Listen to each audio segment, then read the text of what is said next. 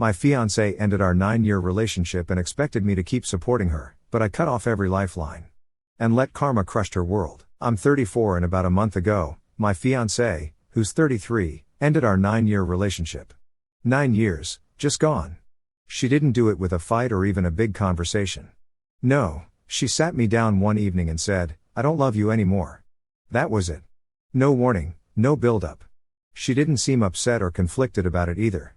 It was like she'd already moved on in her head and I was just catching up.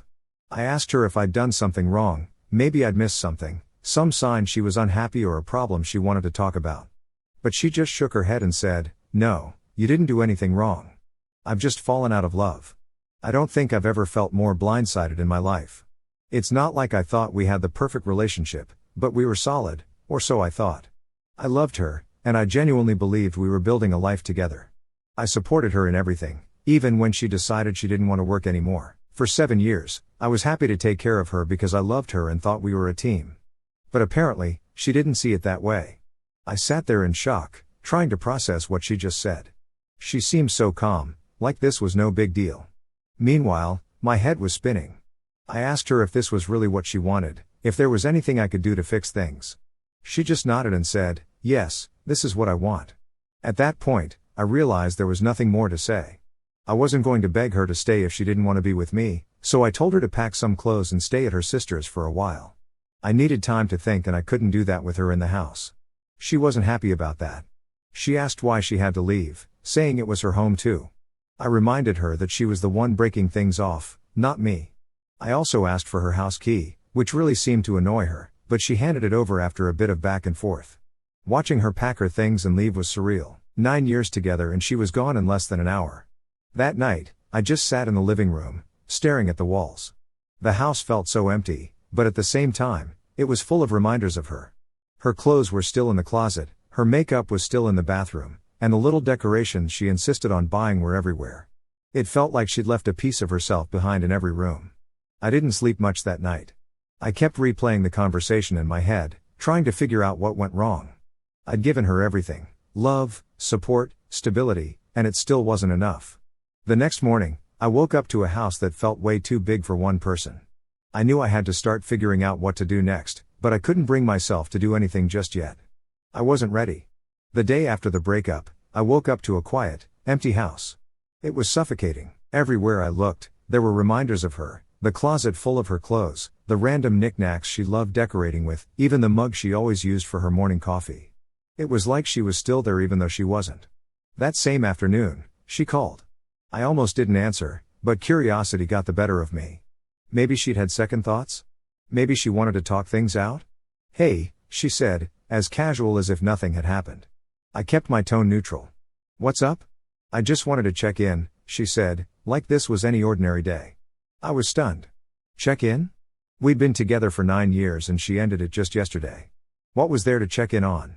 So I asked, trying to keep my voice steady, "You were really sure about this?" "Yeah," she said without hesitation. "This is what I want." I felt a lump in my throat but forced it down. "Okay," I said. "If that's the case, I need to start making some changes."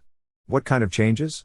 she asked, her tone still infuriatingly casual. I explained that I'd be removing her from the car insurance, canceling her phone plan, and cutting off her access to the joint bank account.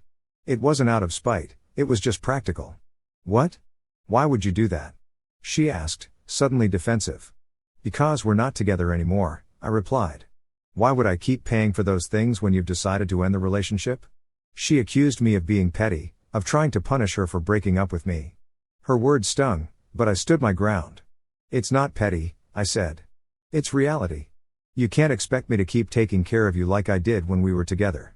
That's not how this works." She didn't take it well. She kept saying I was being unfair, that I was leaving her with nothing. I reminded her that this was her decision, not mine. She chose to leave, and these were the consequences. Over the next few days, I started putting things into motion. First, I called the insurance company and removed her from the policy for the car I owned. Then, I canceled her phone plan. She hadn't been paying for it anyway, it was under my account. Finally, I went to the bank and closed the joint account she had access to. Each step felt like I was taking back a piece of myself. It wasn't about punishing her, it was about reclaiming my life. Of course, she didn't see it that way. She sent me a flurry of texts accusing me of being vindictive and heartless. She said I was making her life harder than it needed to be. "You were making me start from scratch," one message read. "I don't have anything now. How is that fair?" I didn't respond. What could I say? She was acting like I owed her something, like it was my job to make sure she was okay even after she'd left me. Through mutual friends, I found out she was staying with her sister and struggling to adjust to her new reality. She hadn't worked in 7 years, so she had no recent experience to put on her resume. Apparently, she'd applied to a few places, but no one called her back. One night, she called me again, this time asking if I'd let her keep the car, just until I get back on my feet. "Absolutely not," I said. "Why not?" "You have another car," she snapped. "Because it's mine," I replied. "I paid for it, and I need it." "You were being so cruel," she said, her voice trembling. "You were leaving me with nothing. I thought you cared about me." "I did care," I said, trying to stay calm. "I cared for 9 years. I took care of you, supported you, and gave you everything you needed. But you made the decision to end that. You can't expect me to keep taking care of you when we're not together anymore." She hung up on me. By the end of the week, I'd cut all the strings. The car was mine again, the phone plan was cancelled, and the joint account was closed. For the first time in years, I felt like I was in control of my life. It wasn't easy. Part of me still cared about her and wanted to make sure she was okay. But every time I started to feel guilty, I reminded myself of the truth: she chose this. She ended things, not me. That realization helped me stay strong. I wasn't being petty or vindictive, I was just moving on. About a week after the breakup, she texted me again saying she needed to come by and pick up the rest of her things. I figured it was best to just let her get it over with, so I agreed. Honestly, I didn't want her stuff sitting around the house any longer than it had to. She showed up the next evening carrying a suitcase. She barely said hello as she walked past me into the house, heading straight to the bedroom. I stayed in the living room, trying to give her space, but I could hear her rummaging around, drawers opening and closing, hangers clattering. Every sound grated on my nerves. After a while, she came into the living room holding my laptop. "What are you doing with that?" I asked, already feeling the tension rising. "I'm taking it," she said matter-of-factly. "I use it all the time anyway." I couldn't believe what I was hearing. "No, you're not," I said firmly. "That's mine. I paid for it. Just because you used it sometimes doesn't make it yours." She gave me this exasperated look, like I was being unreasonable. "Are you serious right now? After everything, you're going to argue over a laptop?" "Yeah, I am," I replied, "because it's mine." Her expression shifted from annoyed to angry. "Wow, petty much?" she snapped, clutching the laptop tighter. That's when I decided to check her suitcase. Something about the way she was acting made me suspicious. "What are you doing?" she asked, stepping in front of me as I reached for the suitcase. "I'm looking," I said, brushing past her and unzipping it.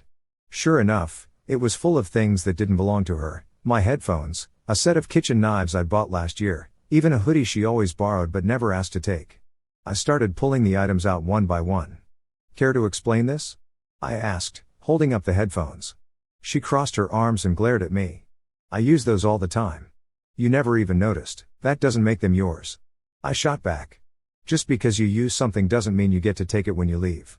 She started yelling, accusing me of being cruel and petty, of trying to make her life harder. "It's just a few things. You don't even need them." "That's not the point," I said, trying to stay calm. "The point is, they're not yours to take." At that point, I'd had enough. "You can take your clothes, your makeup, and your personal stuff, but everything else in this house? It's mine. You didn't work for it, and you don't get to just walk away with whatever you want." Her face crumpled and she started crying. "I can't believe how heartless you're being," she sobbed. I stood firm. "I'm not being heartless. I'm just not letting you take things that don't belong to you." She kept crying, saying I was punishing her, that I was trying to make her miserable. But I didn't back down. Finally, I told her, "You've got everything you came for. It's time for you to leave." That night, she sent me a long, rambling text. It was full of the same accusations. I was being unfair, I was making her life impossible, I was punishing her for breaking up with me. I didn't bother responding. At this point, it felt like no matter what I said, she would twist it into something else to paint herself as the victim. Over the next few days, I started going through the house and packing up the rest of her stuff. There wasn't much left, just a few odds and ends she hadn't bothered to take. I put everything into a box and left it in the corner of the garage.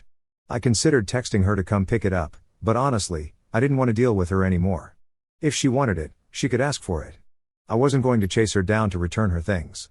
Mutual friends started reaching out, saying she'd been complaining about me to anyone who would listen. According to her, I was this bitter, vindictive ex who was doing everything in my power to make her life miserable. It was frustrating, but I didn't let it bother me too much. People could believe whatever they wanted, I knew the truth, and that was enough for me. By the end of the week, I felt like I'd finally taken back control of my space. The house was mine again, free of her stuff and her presence. It still felt a little empty, but for the first time, I felt like I could start moving on. A few days after the fight over her suitcase, I thought things might finally quiet down. I had packed the rest of her stuff into a box and was ready to move forward. But, of course, she wasn't done. She called me late one evening and, against my better judgment, I picked up. I figured maybe she wanted to arrange to pick up the box or apologize for the argument. Instead, she sounded desperate, almost panicked. "I need help," she said, her voice shaky. I stayed silent for a moment, unsure of what to say. "What kind of help?" I asked cautiously. "I can't find a job," she said, her voice breaking. "It's been so long and no one's calling me back. I've tried, but it's like I don't even know where to start." I sighed, leaning back in my chair. "I'm sorry to hear that, but I don't know what you want me to do about it." Her tone shifted, becoming sharper. "You could help me for starters. I gave up my career for you, the least you could do is help me get back on my feet." That line hit a nerve. "You didn't give up your career for me," I said, keeping my voice steady. "You chose to stop working because you didn't want to anymore. I supported you because I loved you, but don't act like I forced you to quit." She started crying then, telling me how hard everything was and how much she was struggling. She said her sister was getting tired of her being there and was pressuring her to find a job. "I have nothing right now," she said through sobs. "I'm sleeping on a couch, I have no money, and I don't even know how to pay for groceries. How is that fair?" I paused, choosing my words carefully. "I'm sorry you're in this situation, but this isn't on me. You ended the relationship, and with that, you ended the financial support that came with it. I can't keep taking care of you when we're not together." Her tone turned angry. "Wow, so that's it? 9 years together and you're just going to leave me to suffer?" "You made this choice," I said firmly, "not me." She hung up without another word. Over the next week, the texts started pouring in again. At first, they were emotional, filled with regret and apologies. She said she missed me, that she had made a mistake, that she was struggling to adjust to life without me. But when I didn't respond, her tone shifted. The messages became bitter, accusatory. She called me heartless, selfish, and even cruel. She said I was punishing her for the breakup and ruining her life. It was hard to read, but I forced myself to stay firm. I knew if I caved now, it would never stop. Through mutual friends, I started hearing more about how she was doing. Apparently, her sister had given her an ultimatum: find a job within a month or move out. She was applying everywhere she could think of, but no one was calling her back. After 7 years out of the workforce, she didn't have much to put on a resume. A friend told me she had broken down at a group hangout, crying about how she'd ruined her life and wished she could go back to how things were before. I didn't feel bad for her, though. She had everything: stability, love, and a comfortable life, and she threw it away. One evening, I was at home when the doorbell rang. I wasn't expecting anyone, so I hesitated before opening it. When I did, there she was, standing on my porch. She looked terrible. Her hair was a mess, her eyes were red and puffy, and she was wearing clothes that looked like they hadn't been washed in days. "What are you doing here?" I asked, my tone flat. "I need to talk to you," she said, her voice trembling. I stepped aside and let her in, more out of curiosity than anything else. She sat down on the couch, her hands shaking as she tried to compose herself. "I can't do this anymore," she said, her voice breaking. "I've tried, but I can't. I can't find a job. I can't afford to live like this. I don't know what to do." I waited, giving her a chance to continue. "I made a mistake," she said, tears streaming down her face. "I thought I could handle this on my own, but I can't. I miss you. I miss us. I still love you." Her words hung in the air, but instead of feeling sympathy or longing, I just felt numb. "You don't love me," I said finally. "You love the life I gave you. That's not the same thing." She shook her head, insisting that she meant it, that she wanted to fix things and come back. "I can't help you," I said, standing up. "You made your choice, and now you have to live with it." She begged me to reconsider, saying she'd do whatever it took to make things right. But I wasn't interested. I had given her everything for 9 years, and it still wasn't enough. I wasn't going to give her a second chance to take advantage of me. "It's time for you to leave," I said, opening the door. She hesitated for a moment, her eyes pleading, but when she saw I wasn't changing my mind, she got up and walked out. As the door closed behind her, I felt a wave of relief. For the first time since the breakup, I felt like I had truly closed the door, both literally and figuratively, on that chapter of my life. After that final confrontation, I knew it was over for good.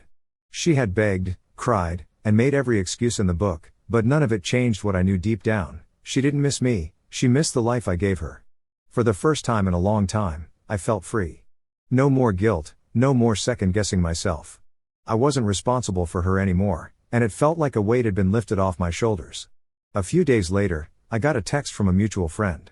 Apparently, her sister had finally kicked her out. She'd missed her deadline to find a job and had been refusing to contribute financially, so her sister gave her no choice but to leave. I wasn't sure where she went after that, and honestly, I didn't want to know. I heard she had managed to find a part-time job at a local cafe. It wasn't much, but it was enough to keep her afloat, barely. She was staying in a tiny apartment, scraping by with what little she had. Mutual friends told me she was miserable, constantly complaining about how hard life was and how unfair everything had been. But here's the thing, I didn't feel bad for her. She made her choices. She decided to leave me, and she had to live with the consequences. Around that same time, I started seeing someone new. Her name's Natalie, and she's everything my ex wasn't. We met through a mutual friend, and at first, I wasn't sure if I was ready to date again. But Natalie changed that. She's smart, independent, and hardworking. She has a great career as a project manager in her own place. She doesn't need me to take care of her, she's perfectly capable of standing on her own 2 feet. Being with her felt refreshing. For the first time in years, I was in a relationship where both people contributed equally. When I told her about my breakup, she was shocked at how much I'd done for my ex and how little I'd gotten in return. "You deserve better than that," she said. And for the first time, I actually believed it. One evening, while Natalie and I were having dinner, I got a notification on my phone. It was a message from my ex. She'd found a way to contact me through a new number. The message was long, emotional, and filled with regret.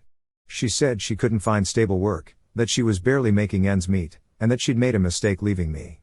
She ended the message by asking if I would consider letting her move back in, just until I get back on my feet. I showed the message to Natalie, who raised an eyebrow. "What are you going to do?" she asked. "Nothing," I said. "I'm not even going to respond." And I didn't. A few days later, my ex showed up at my house unannounced. Natalie was there with me when the doorbell rang. I opened the door, and there she was, looking even more disheveled than the last time I'd seen her. "I need to talk to you," she said, glancing at Natalie with thinly veiled irritation. "There's nothing to talk about," I said, keeping my voice calm. She started crying, launching into the same story I'd already heard. She was struggling, she had nowhere to go, she'd made a mistake. She begged me to let her move back in, saying she'd do whatever it took to fix things. But I wasn't having it. "You don't love me," I told her. "You love the life I gave you. That's not the same thing." She kept crying, insisting that she meant it, that she wanted to make things right. But I'd heard it all before. "I'm sorry you're struggling," I said, "but I'm not your safety net anymore. You made your choice, and you have to live with it. You don't get to come back just because things didn't work out the way you thought they would." She looked at me like she couldn't believe what I was saying, but I didn't care. I'd spent too long trying to take care of someone who never appreciated it. "It's time for you to leave," I said, stepping aside and holding the door open. She hesitated, her eyes darting between me and Natalie. Then, without another word, she turned and walked away. After the door closed, Natalie looked at me and smiled. "I'm proud of you," she said. And you know what? I was proud of myself, too. For the first time in years, I was finally putting myself first. Now, I'm focusing on my future with Natalie. She's been an incredible source of support, and she's helped me see my worth in a way I hadn't before. I'm happier now than I've been in years, and I'm excited about what's ahead. As for my ex, I don't know what happened to her after that night, and I don't care. She made her choices, and I made mine. And for the first time, I feel like I'm exactly where I'm supposed to be. A few months after our final conversation, I had almost forgotten about my ex. Life with Natalie was going great. We were traveling, making plans for the future, and just enjoying a healthy, balanced relationship. I wasn't keeping tabs on my ex, but then one day a mutual friend called me out of nowhere with some news. "You are not going to believe what happened," they started, almost laughing. Apparently, my ex had started dating someone new shortly after we broke up. This guy, let's call him Ethan, was flashy, designer clothes, expensive cars, and constant Instagram posts of him living it up at fancy restaurants and resorts. She must have thought she hit the jackpot, another guy who could give her the kind of life I had provided, maybe even better. Except, Ethan wasn't who he claimed to be. At first, everything seemed perfect. He was showering her with gifts, taking her to high-end parties, and introducing her to what she probably thought was an elite circle of friends. She was living in what she called a dream. But here's the catch, Ethan was broke. The cars? Leased. The parties? Paid for on credit. The friends? A sketchy group of wannabe influencers and hustlers. Turns out, Ethan was running on borrowed time and borrowed money, and my ex had no clue. From what I heard, Ethan started asking her to help him out financially. It started small, covering a dinner here, paying for gas there. But then it escalated. He convinced her to open a credit card in her name, saying it would help them build a future together. She fell for it. It didn't take long for things to go downhill. Ethan's friends started coming around more often, borrowing money, crashing on her couch, and treating her place like a flophouse. She tried to keep up with their expensive lifestyle, probably thinking it would pay off in the long run. But the debts kept piling up, and Ethan started disappearing for days at a time. One day, he left and didn't come back. He ghosted her completely, leaving her with maxed out credit cards, unpaid bills, and some very angry people knocking on her door. Turns out, those friends weren't just freeloaders, they were the kind of people who loan you money with strings attached, big strings. A mutual friend who had stayed in touch with her told me what happened next. Apparently, a couple of these shady characters showed up at her apartment one evening demanding repayment for some loans Ethan had taken out. She tried to explain that she didn't know anything about it, but they weren't buying it. They threatened her, told her that if she didn't pay up, there would be consequences. She panicked, of course, but what could she do? She didn't have the money. She tried calling Ethan, but his number was disconnected. She even went to his last known address, only to find out he'd skipped town. She was left to deal with the mess on her own. When I heard about all of this, I won't lie, I felt a mix of emotions. Part of me felt bad for her, no one deserves to be scammed or put in a dangerous situation. But another part of me couldn't help but think, this is what happens when you take people for granted. She wanted someone to give her an easy life, to take care of her so she wouldn't have to work or worry about anything. And instead, she ended up with someone who used her, just like she had used me. But the karma didn't stop there. With no way to pay off her debts, she was forced to sell most of her belongings. The designer bags and clothes she'd once flaunted were pawned off for pennies compared to what they were worth. She ended up moving into a tiny, run-down apartment in a bad part of town because it was all she could afford. She tried to pick up extra shifts at the cafe where she worked, but her boss wasn't willing to give her more hours. She started looking for a second job, but after so many years of not working, her resume was too weak. I even heard she tried reaching out to her family for help, but they weren't in a position to do much for her. Her sister, the one who had let her crash on the couch, had finally cut ties, saying she couldn't deal with the constant drama anymore.